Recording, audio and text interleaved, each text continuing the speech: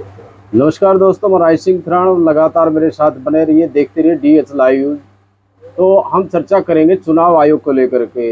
हमारे साथ है श्याम महलाव जी, राजनीतिक विश्लेषक हैं, बड़ी अच्छी जानकारी आप तक पहुंचाते हैं।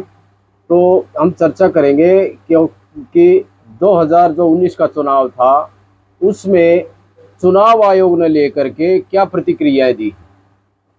देखिए, हर एक चुनाव अगले चुनाव को प्रभावित करता है, चाहे वो लोकसभा का हो चाहे विधानसभा का हो जी। तो इस चुनाव और उस चुनाव के बीच में एक अनेक कार्य हुए हैं, अनेक घटनाएं हुई हैं। इसी दौरान एक अन्य जो है वो इलेक्शन कमीशन की ओर से भी एक कार्रवाई सामने आई है, जिसमें हरियाणा प्रदेश भर के करीब 50 कैंडिडेट जिन्होंने पिछला 2019 का चुनाव लड़ा था, और अगर मैं पूरे देश की बात कहूं तो वो आंकड़ा सैकड़ों में है, जिसको चुनाव आयोग द्वारा अनियमितताएं बरते जाने के कारण जिन कैंडिडेट ने अनियमितताएं बरती थी उनको चुनाव लड़ने से अयोग्य घोषित कर दिया है। और ये हरियाणा प्रदेश में जो आंकड़ा है ये 50 से ज्यादा का है। अगर मैं विधानसभा वाइज बात करूं तो विधानसभा वाइज भी ये आंकड़ा, जो अगर कुछ विधानसभा तो ऐसे हैं जिनमें ये आंकड़ा 5, 6 और 4, 3, 4, 5, 6 का है, जो काफी अपने आप में बड़ा आंकड़ा है। ये जो कैंडिडेट हैं जिनको चुनाव आयोग द्वारा अयोग्य घोषित किया गया है, ये कहीं ना कहीं जो है चुनावी राजनीति को प्रभावित करते हैं, और वो इस चुनाव में भी वो प्रभावित होने की संभावनाएं हैं। जो विशेष तौर पर जो एक वोटों का अच्छा मार्जिन लेके चले हूँ, या अब जो है उन पार्टियों की जो पहले जिन पार्टियों की स्थितियां नहीं थी, अब उनकी स्थिति बेहतर हुई हो तो वो जो है प्रभावित करने की संभावनाएं हैं। और जो ये चुनाव आयोग का जो फैसला आया हुआ है, ये कहीं ना कहीं इस चुनाव में उन जो कारकों की वजह से वो प्रभावित करने वाला साबित होगा। तो मैं जानना चाहूँगा कि जिले वाइज या हल्के वाइज हम उन व्यक्तियों के नाम या संख्या जानना चाहेंगे कि कितने व्यक्ति थे पूरे हरियाणा में। बड़ा अच्छा सवाल आपका, क्योंकि हमें और हमारे दर्शकों को ये जो है जानकारी होनी चाहिए कि किस विधानसभा से कितने लोगों को अयोग्य घोषित किया गया है और उनके नाम क्या क्या है। पहले मैं आपको जो है संख्या बता देता हूँ। अगर इसमें टोटल बात की जाए पूरे प्रदेश की, तो अलग अलग विधानसभा और लगभग सभी जिलों में से कुछ विधानसभाओं में से ऐसे कैंडिडेट निकल के आए हैं जिनको चुनाव आयोग द्वारा अयोग्य घोषित किया गया है। सबसे पहले मैं झज्जर जिले की बात करता हूँ, तो झज्जर जिले में बेरी विधानसभा से 5 ऐसे व्यक्ति हैं जिनको चुनाव आयोग द्वारा चुनाव लड़ने के लिए अयोग्य घोषित किया गया है। बहादुरगढ़ विधानसभा है, बहादुरगढ़ विधानसभा में 3 आदमी ऐसे हैं जिनको चुनाव आयोग द्वारा अयोग्य घोषित किया गया है। बादली विधानसभा और झज्जर विधानसभा से एक कैंडिडेट ऐसे हैं जिनको चुनाव आयोग द्वारा चुनाव लड़ने से अयोग्य घोषित किया गया है। इसके बाद अगर बात करते हैं हमारे नजदीकी विधानसभा क्षेत्र कोसली, वहां से भी एक बड़ी संख्या है, 6 लोग ऐसे हैं जिनको चुनाव आयोग द्वारा चुनाव लड़ने से अयोग्य घोषित किया गया है। इसके साथ और जो विधानसभा क्षेत्र हैं, जैसे राई है, राई से 4 लोग ऐसे हैं जिनको अयोग्य घोषित किया गया चुनाव आयोग के द्वारा। बावड़ विधानसभा से 1 है, सिरसा विधानसभा से 3 है, कोसली विधानसभा मैं कोसली तो पहले बता चुका 6 है, नरवाना से 2 है, रानिया से 2 है, कलायत से 2 है, बड़ौदा से 2 है, महम से 2 है, शाहबाद से 2 है, सोनीपत से 2 है, उकलाना से 2 है, गन्नौर से 2 है, आदमपुर से 2 है, नारनौल, बरवाड़ा, हिसार, बड़ौदा, करनाल, एलनाबाद और थानेसर और खरखोदा, ये सभी विधानसभा ऐसे हैं जिनमें से एक कैंडिडेट जो हैं वो अलग अलग पार्टियों के हैं जिनको चुनाव आयोग द्वारा अयोग्य घोषित किया गया है कि वो भविष्य में चुनाव लड़ने में सक्षम नहीं होंगे, क्योंकि उन्होंने कुछ न कुछ अनियमितताएं रही होंगी जो चुनाव आयोग को, जो उस समय के जो चुनाव अधिकारी रहे हैं, मुख्य चुनाव आयोग भारत सरकार को उन्होंने अपनी सिफारिशें भेजी कि इनके द्वारा कुछ अनियमितताएं बरती गई, इसलिए उनको अयोग्य घोषित कर दिया जाए। और उनकी सिफारिश पे ही जो मुख्य चुनाव आयोग हरियाणा भारत सरकार है उसके द्वारा 1900 पीपल एक्ट के तहत की धारा 10A के तहत इन लोगों को अयोग्य घोषित किया गया है। अगर मैं उनके नामों की बात करूं तो वो जो संख्या है वो अलग अलग विधानसभा वाइज जो मैं आपको नाम बता देता हूं।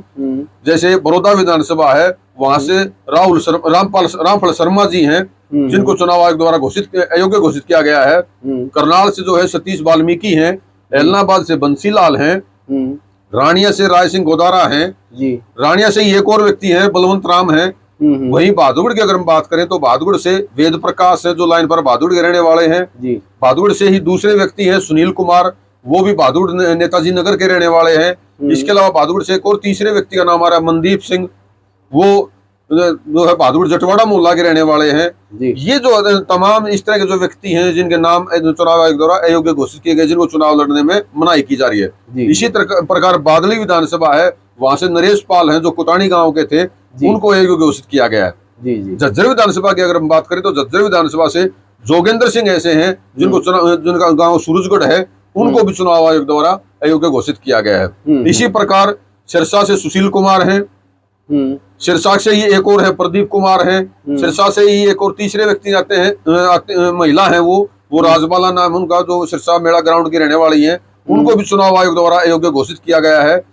इसके अलावा नरवाना ऐसी सीट है, वहां से हरदीप सिंह हैं, उनको चुनाव आयोग द्वारा ऐसी जो है अयोग्य घोषित किया गया है। नरवाना ऐसी सीट है, वहां से वकील रिसाला नाम है, उनको जो है चुनाव आयोग द्वारा अयोग्य घोषित किया गया है। इसी प्रकार थानेसर सीट है, वहां से कन्हैयालाल कन्हैया लोट को जो है उनको चुनाव आयोग द्वारा अयोग्य घोषित किया गया है।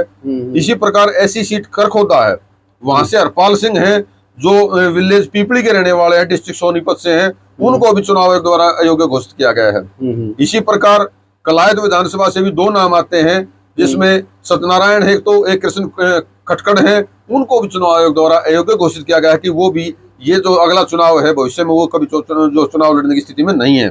इसी प्रकार बड़ौदा जो सोनीपत जिले का ही गांव है, ब्लॉक हल्का है, वहां से भी दो नाम लोग सामने आए हैं, जिसमें एक तो दिनेश है जो मुडलाना गांव के हैं, एक लोकेश कुमार है जो मिर्जापुर खेड़ी सोनीपत के रहने वाले हैं। इसी प्रकार महम की अगर बात की जाए रोहतक जिले के, तो महम में भी दो लोग ऐसे हैं जिनको चुनाव आयोग द्वारा महम विधानसभा से भी अयोग्य घोषित किया गया है। इसमें ठाकुर जोगेंद्र पाल सिंह हैं जो समर गोपालपुर के रहने वाले हैं। दूसरा महम से ही है रमेश कुमार जो दुर्गा कॉलोनी रोहतक का जिनका रेजिडेंस दिखाया जा रहा है, उनको भी चुनाव आयोग द्वारा अयोग्य घोषित किया गया है।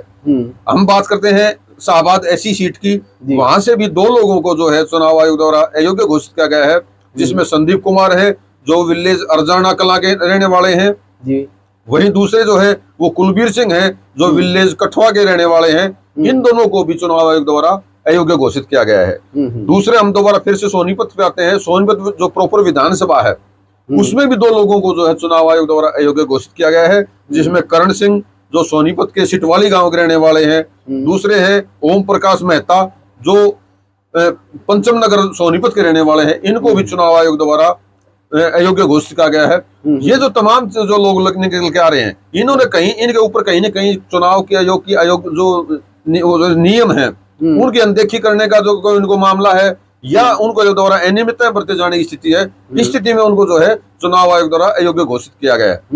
इस अगली कड़ी में जो है उकलाना से जो है जो ऐसी सीट है, वहां से भी दो लोगों को चुनाव आयोग द्वारा अयोग्य घोषित किए जाने की बात सामने आई है, जिसमें एक तो संदीप कुमार है जो विलेज खरख पूर्णिया के हैं, दूसरी महिला कैंडिडेट है भारती उकलाना है, उनको भी चुनाव आयोग द्वारा जो है अयोग्य घोषित किया गया है। इसी प्रकार गन्नौर जो सोनीपत जिले की एक विधानसभा सीट है, वहां से भी दो लोगों को अयोग्य घोषित किया गया है, जिसमें रणजीत कुमार है, वो उत्तर नगर दिल्ली का उनका रेजिडेंस दिखाया जा रहा है, वो सोनीपत के गन्नौर से चुनाव लड़े थे। इसके अलावा गन्नौर से ही जितेंद्र कुमार है जो गुमड़ गांव के हैं, सोनीपत के पास गन्नौर के गांव में उसमें विधानसभा में गांव आता है, उनको भी चुनाव आयोग द्वारा अयोग्य घोषित किया गया है। ये जो अयोग्य घोषित किए जाने वाले लोग हैं ये अलग अलग जो विधानसभाओं के हैं। इसी प्रकार हम हिसार के अब बात करते हैं तो आदमपुर में शमशेर सिंह खारिया है जो विलेज खारिया गांव के रहने वाले हैं, उनको भी चुनाव आयोग द्वारा अनियमितताओं के चलते जो उन्होंने अनियमितताएं बरती या जो चुनाव आयोग के नियम थे उनको नहीं बदला पालन किया, उनको भी अयोग्य घोषित किया गया है। इसी प्रकार आदमपुर से हैं मनोज कुमार जिनका गांव सेलमगढ़ है, उनको भी चुनाव आयोग द्वारा अयोग्य घोषित किया गया है। अब बात करते हैं हिसार जिले की ही नारनौल विधानसभा की, तो वहां से भी सविता काजल नाम की महिला है, उनको भी जो है चुनाव आयोग द्वारा अयोग्य घोषित किया गया है।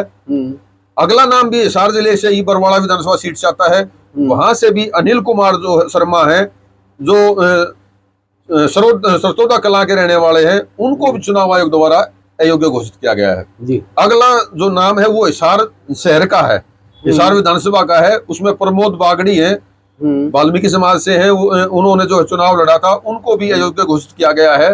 इसके अलावा नलवा है, नलवा विधानसभा जो है वहां से एडवोकेट बजरंग जिंदल इंदल है, उनको भी चुनाव आयोग द्वारा जो है अयोग्य घोषित किया गया है। इसी प्रकार बावड़ जो ऐसी सीट है वहां से राकेश कुमार है, उनको भी चुनाव आयोग द्वारा अयोग्य घोषित किया गया है। ये जो लंबी चौड़ी फहरिस्त निकल के आ रही है, ये जो एक मैं जो मानता हूं कि चुनाव तो उलट रहे हैं, लेकिन वो अपरिपक्वता या उनको सही गाइडेंस ना मिलने की वजह से ये जो लोगों की छोटी छोटी गलतियां हैं जिसको वो इग्नोर कर देते हैं, ये मान के चलते हैं कि कुछ नहीं होने वाला, वो ये परिणाम आपके सामने है।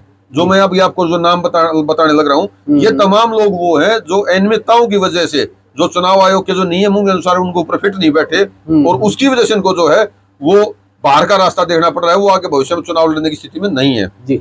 इसी प्रकार कोसली से है, हमारा नजदीकी विधानसभा क्षेत्र है, रोहतक लोकसभा में ही आता है।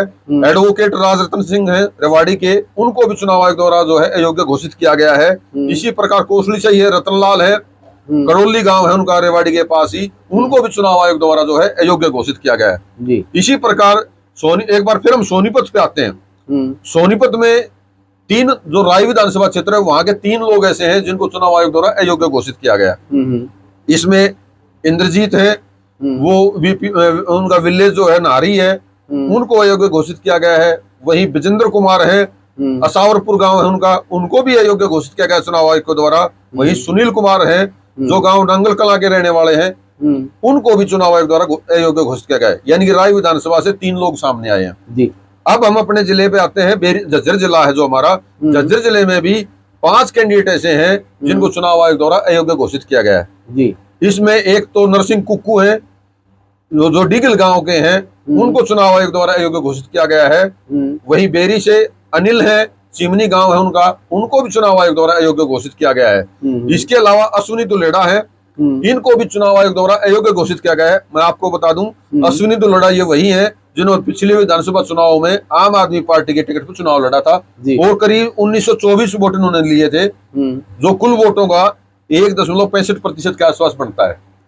और इस बार जो है ये मैं आपको वोट संख्या के ऊपर नहीं ले जा रहा हूँ, ये देशवाल जो दलाल देशवाल इलाहाबाद कादियान खाप जो अलग अलग हैं, उसमें से देशवाल जो गांव है दुलेडाडा बोदा जी की हम बात करते हैं, ये कहीं ना कहीं एक इलेक्शन को ऊपर भाई तो उन्होंने देशवाले में से टिकट लेके आम आदमी पार्टी की एक ये मैसेज हुआ था कि देशवाले में कैंडिडेट उठा हुआ है। हालांकि जो वो प्रदर्शन उतना नहीं कर पाए जितना उनका प्रचार हो रहा था, वो प्रदर्शन ना करने की वजह से वोटें उनकी घटी हैं। लेकिन 1924 वोट अगर वो किसी दूसरे खेमे में जाती तो वो दूसरी जगह तो बड़ा नुकसान करती है जी। और इस बार शायद उनको ये पहले से ही पता है कि उन्हें अयोग्य घोषित कर दिया गया है, इसलिए अब बात निकल के आती है, कई बार मीडिया में भी चीजें आती हैं और उनके होर्डिंग्स और बैनर्स जो विधानसभा में लगे हुए उसमें भी वो चीज निकल आती है कि वो उनकी धर्मपत्नी है, उनका नाम जो है आगे बढ़ा रहे हैं, जो शेरिया गांव से संबंध रखती हैं, एलाउद की गोत्र, हाँ एलाउद गोत्र से, तो वो अपनी बजाय अब उनको आगे रख रहे हैं।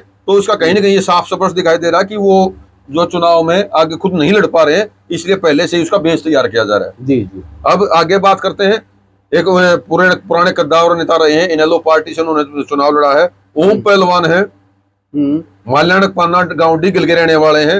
इन्होंने विधानसभा चुनाव इनेलो की टिकट पे लड़े हैं और एक बार तो बड़ी अच्छी खासी वोटें ली थी इन्होंने, करीब 25-30 हजार वोट ली थी। हालांकि पिछले जो विधानसभा चुनाव है उसमें इनेलो का ग्राफ काफी डाउन चला गया था, उनको काफी कम वोट मिले थे। लेकिन ये इनका अपना एक कद है और काफी जो है वो जाने माने नेता हैं इस इलाके के। इनका अयोग्य घोषित होना कहीं ना कहीं जो बेरी विधानसभा क्षेत्र की राजनीति है उसको प्रभावित करने वाला है। तो जो इस तरह की जो चीजें निकल के आई हैं ये कहीं ना कहीं नुकसानदायक है। इसी प्रकार एक और का नाम सामने आता है, बड़ी विधानसभा क्षेत्र है, वहां से देवेंद्र धरतीपुर है, उनको धरतीपुत्र के नाम से है, उनका नाथुपुर गांव है, उनको चुनाव आयोग द्वारा अयोग्य घोषित किया गया है। इसी प्रकार राय विधानसभा से परमजीत है, खटखट गांव है, उनको भी जो है वो अयोग्य घोषित किया गया चुनाव आयोग द्वारा। हांसी विधानसभा के भी 2 लोग, आखिर में लास्ट जो हमारे 2 बचते हैं, जो सॉरी 3 हैं, हांसी विधानसभा से भाई कपिल खनगवाल हैं, उनको चुनाव आयोग द्वारा अयोग्य घोषित किया गया है। वहीं हांसी के ही काका साहिल ठक्कर हैं, उनको भी चुनाव आयोग द्वारा अयोग्य घोषित किया गया है। वहीं हांसी की अगली बात करें, क्योंकि हांसी में 6 लोग हैं जी, ये लास्ट हमारा विधानसभा है, लेकिन इसमें 6 लोग सबसे बड़ी संख्या है जिसमें सबसे ज्यादा लोगों को अयोग्य चुनाव आयोग के द्वारा किया गया है। इसमें अगला नाम आता है कुलदीप बुक्कल का, जो माजरा पाबड़ा गांव के रहने वाले हैं। उनका गांव जो है फरीदपुर है, पोस्ट ऑफिस में माजरा है उनका। उनको भी चुनाव आयोग द्वारा जो है अयोग्य घोषित किया गया है। इसी प्रकार से जय भगवान है, वीपीओ ढाणी खरमान है, उनको भी चुनाव आयोग के द्वारा जो है वो अयोग्य घोषित किया गया है। इसी प्रकार अगला नाम आता है वो अमित कुमार एडवोकेट हैं, झांसी के शहर के ही रहने वाले हैं। उनको भी चुनाव आयोग के द्वारा अयोग्य घोषित किया गया है जी। उससे अगला नाम जो हमारे पास पूरे हरियाणा में से लास्ट नाम है, 55 लोगों की सूची में 50-55 के करीब है। इसमें लास्ट जो नाम है वो सुरजीत है, वो भी झांसी शहर के रहने वाले हैं। उनको भी चुनाव आयोग के द्वारा अयोग्य घोषित किया गया है। तो ये जो लंबी चौड़ी फेहरिस्त है, इसमें भले ही नाम जो है वो हमें अनजान दिखाई देते हो, लेकिन ये अपने अपने विधानसभा क्षेत्र में हो सकता है ठीक ठाक इनका अपना व्यवहार हो, अपनी पकड़ हो। और ये पकड़ जो ये व्यवहार है ये स्थायी नहीं होता है। हो सकता है पिछले विधानसभा चुनाव में उन्हें कम वोटें ली हो, लेकिन अब जो है वो एक अच्छी मजबूत स्थिति में हो। लेकिन जो चीजें हैं वो कहीं ना कहीं मुझे लगता है कि इतनी लंबी चौड़ी अगर फेहरिस्त में लोग अयोग्य घोषित हो रहे हैं, तो ये कहीं ना कहीं जो राजनीतिक लोग हैं वो अपनी गलतियों की वजह से हैं, लेकिन खामियाजा वो बड़ा भुगत रहे हैं जी। कहीं ना कहीं ये जो लोग अयोग्य घोषित हुए हैं जी, तो पार्टियों पर कितना असर पड़ेगा ना, क्या प्रभाव पड़ेगा? देखिए, जैसे अभी मैंने आपको 2 लोगों का नाम लिए, मैंने झज्जर जिले के विशेष तौर पर बेरी विधानसभा से, ओम पहलवान जी और अश्विनी दुलेडा। ओम पहलवान इनेलो पार्टी से पहले भी 2 बार चुनाव लड़ चुके हैं। एक बार मैंने आपको बताया कि बहुत ज्यादा वोटें ली थी, और पिछली बार जो इनेलो, वो तो पूरे हरियाणा में इनेलो का ग्राफ डाउन था, इसलिए वो पिछले बार घट गई है। अश्विनी दुलेडा आम आदमी पार्टी के नुमाइंदे थे। अब बेरी विधानसभा में इनेलो पार्टी के पास हालांकि जिलाध्यक्ष के तौर पर जय भगवान है, उसका उनको टिकट दे दी जाए, लेकिन ओम पहलवान का जो कद जो वोट लेने की वजह से, या अश्विनी दुलेडा ने जो भले ही 1900 वोट ली हो, लेकिन उनके जिले में पहचान हो चुकी है आम आदमी पार्टी के व्यक्ति के रूप में, लेकिन उनका पीछे हटकर उनकी मिसेज का नाम आगे अगर वो चलाते हैं तो भी वो उतना फायदा नहीं ले पाएंगे। अगर ओम पहलवान का नाम पीछे हटा गया, हम किसी और का नाम लेते हैं उसके परिवार से, तो वो उतनी उपलब्धि नहीं हो सकती जितने खुद अपने नाम पे आदमी ले सकता है। तो ये जो कहीं ना कहीं जो 50 लोगों की सूची है, ये जो वोटों का अंतर है उसको फिर उलट फेर करने का काम जरूर करती। अगर ये अयोग्य नहीं होते तो अपने हिसाब से वोटों को जो है बांटने का काम करते, और कहीं ना कहीं जो ये अब विधानसभा 2024 है इसमें भी वो बदलाव का कारक बन सकते थे जी जी। तो ये थे हमारे साथ श्याम अहलावत, राजनीतिक विश्लेषक, और अगले वीडियो में हम आपको दिखाएंगे हरियाणा की राजनीति के ऊपर चर्चा करेंगे, दिखाएंगे कि हरियाणा की राजनीति किस तरह की चली हुई है, क्या क्या विचार हैं लोगों के, किस तरह की राजनीति में कांग्रेस और बीजेपी के बीच में क्या घमासान चला हुआ है। तो अभी कांग्रेस पार्टी की बाकी बची सीटों पर जो है ना टिकटें वितरण नहीं हुई हैं, तो उनका भी हम समीकरण आपको दिखाएंगे। तो लगातार हमारे साथ बने रहिए, देखते रहिए DH लाइव न्यूज़। नमस्कार।